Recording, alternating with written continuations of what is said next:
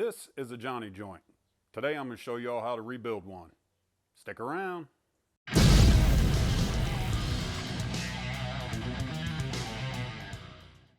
What's up, y'all? Welcome back to the channel. My name's Clint. So more than likely, if you've got a lift on your Jeep, there's a good chance you've got Johnny joints on your control arms. And eventually at some point, they're going to wear out. You're going to have to rebuild them. Now, depending on the size of the joint you have on your control arms, a rebuild kit may be anywhere from 15 to 60 bucks each. Then, if you take it to a shop to have them do it, you're going to be paying probably 100 bucks an hour labor. Like everything else on this channel, I like to do that shit myself and save the money where I can. Now, in order to do this, you're going to need one of two things. You're either going to need a shop press or this tool right here made by Rock Jock. They designed it specifically for their Johnny joints. And like I said, you don't have to have that special tool. You can use a shop press, but I don't have a shop press and that takes up a whole lot less space.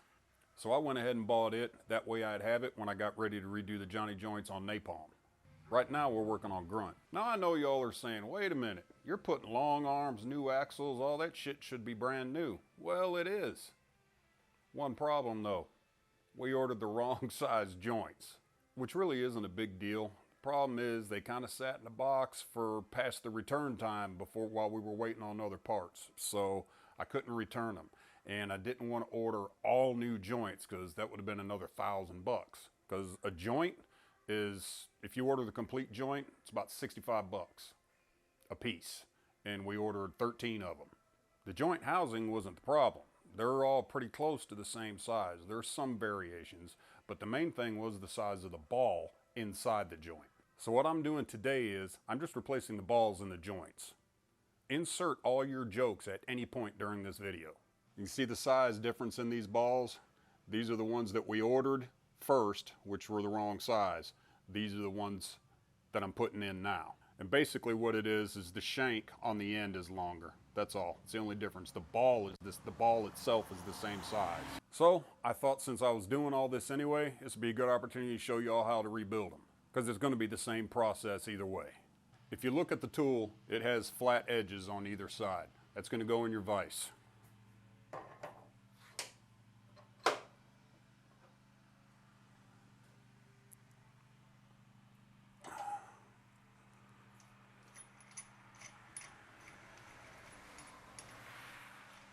Ain't been a damn car down this road all morning. As soon as I start videoing, here they come. It's like friggin' Daytona.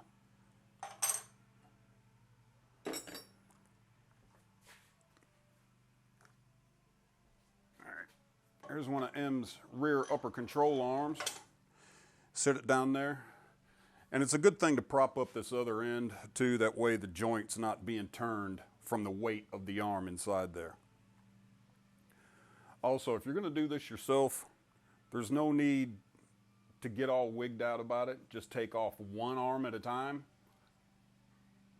rebuild them, put it back in. That way you shouldn't even have to jack your Jeep up. But depending on your configuration, how your Jeep is built, since these are long arms, it's a little bit different the way it's all mounted in the back on the rear axle. So I had to jack the body up. I didn't jack the axle up, I had to jack the body up so I could get the bolt out of the top. Anyway, we're not messing with that right now.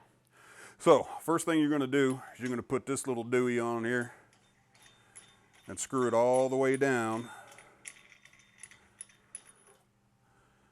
Try to make sure it's all centered on there.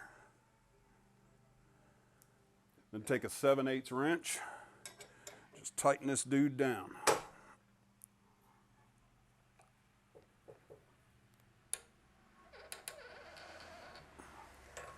And the reason you're doing that, so you can take this snap ring out.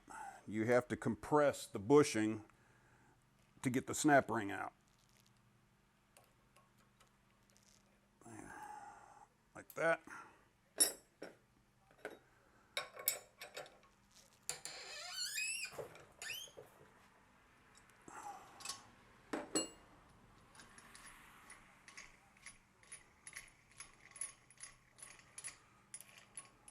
Then unscrew this, take your arm, that washer is going to come out. Now, you're going to take this piece right here. It's kind of tapered. So what we're going to want to do is make sure that the small end is up here on the joint, because we're going to be pressing it out.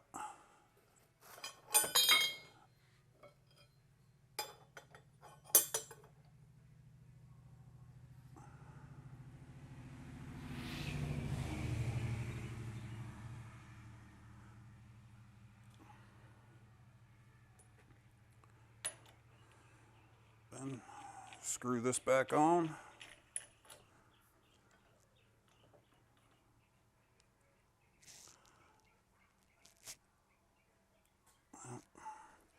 I don't have enough spacer in there.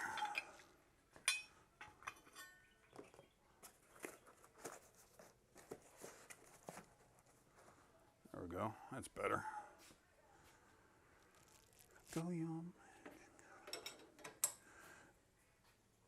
And just screw this down until the joint is pressed out.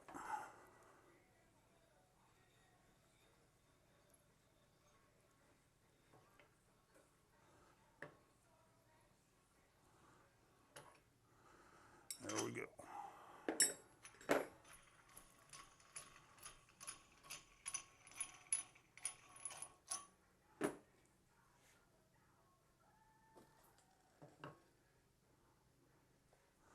Yep, I did it again.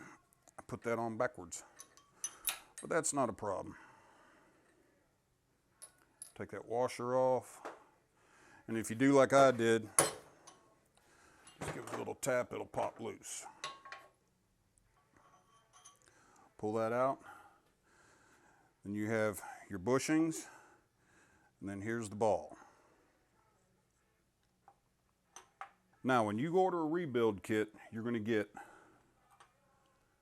2 new bushings, 2 new washers, and the new snap ring. But since that's not what we're doing, we're just replacing those balls. Now, when you go to reassemble this, put you a little bit of grease on the center of the ball.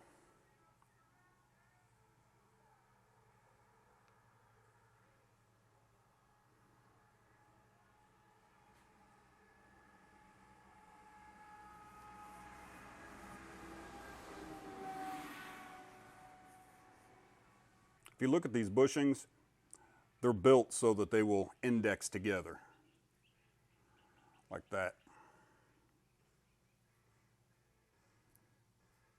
And if you can, there's also, I don't know if you can see it, yeah, there's a hole in that ball. Try to line it up with one of these holes in the bushing.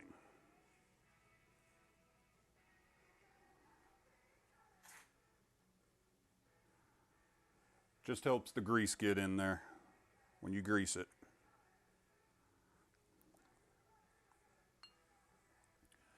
Now, you take the joint, slide it in here like that, and all this really does is it holds the joint together while you're pressing it in.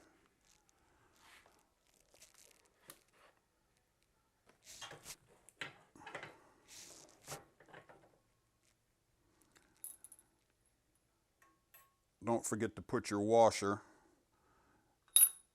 back in there. I've done that a couple of times.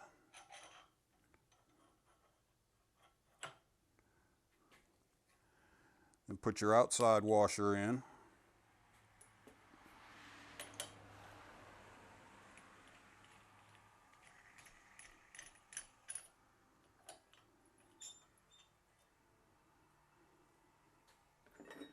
Take your 7/8 wrench, tighten it down. You're pressing the bushing back in the housing.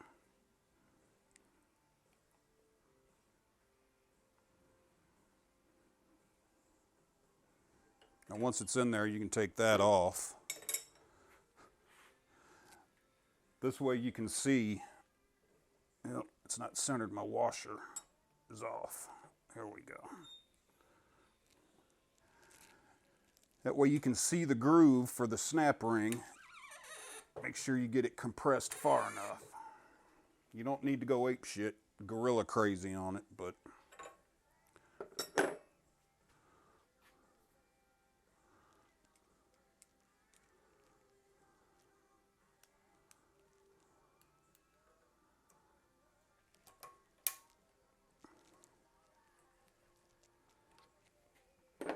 just like that. Snap rings back in. Your joint is back together, and you've just rebuilt your Johnny joint.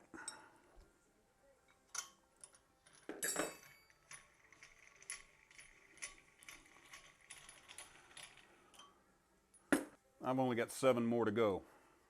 Well, how often should you rebuild your Johnny joints? Well, that depends on several different factors. First and foremost, keeping it greased. Regular maintenance. That's key with everything. Second thing is, well, how much do you wheel it? If you've just got a pavement princess or a boulevard bruiser or a mall crawler, whatever you want to call them, and you're just running up and down the road, I wouldn't think it would be uncommon to go 100,000 miles before they needed rebuilt. But a real good indicator if your joints are getting wore out is if you can take the end of this ball, if you can move it easily. A lot of times when they're real wore out, they'll just flop, they'll hang. The heavy side will just hang. You move it around or you feel slop in there, that's a pretty good indicator. These are brand new. You can't move them, so that's the way they should be. Another indicator is you start hearing some squeaking and get some clunking in your suspension. You're not really sure where it's coming from. Might be a good time to go ahead and pull one of those control arms off and check to see if that bushing's wore out. I'll have links to the pages for the Rock Jock website. I'm not getting anything from Rock Jock for this. I'm just showing you guys this to save you some money in the long run. Hope y'all liked this video. Remember to like, comment, subscribe, and share. Till the next time, keep the shiny side up. Cheers.